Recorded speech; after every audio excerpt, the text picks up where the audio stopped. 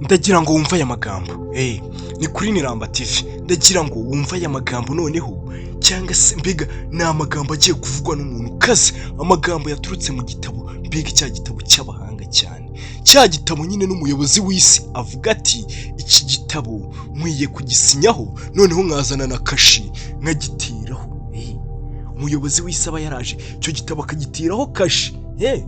Noneho nanjye nyine nkagenda ngakuramo ijambo ry'ubwenge rishobora kuguhindura wowe, noneho ugatangira kujya mu murongo mwiza, kubera ko nyine uri gukurikirana Niramba TV, utwo tuntu twose ari uri kugenda udutoragura sigiye bikarangira ubuzima bwawe bugenze neza.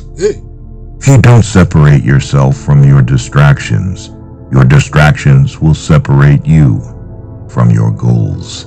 Mwabyumvise? Niba utitandukanyije n'ibikuyobya cyangwa se bya bintu mbega ubona ko biri kukurangaza, niba utitandukanyije nabyo, ibyo bintu byo bizitandukanya n'intego zawe. Niba udaciye ukubiri na biriya bintu cyangwa se mbega bari abantu ubona bakuyobya, mbega ukabona ikintu mbega wabibonye ko cyakuyobeje ariko ukakigumamo, ba bantu bamutuyoga amatabi n'ibiki, ukabona ko biri kukuyobya bikujyana habi. Niba udaciye ukubiri n'ibyo bintu, ibyo bintu byo bigiye gutangira inzira yo guca ukubiri n'intego zawe. Ibyo bintu mubifate mu mutwe we. Mugomba kubifata ayo mayoga n'amatabi mukabireka sha.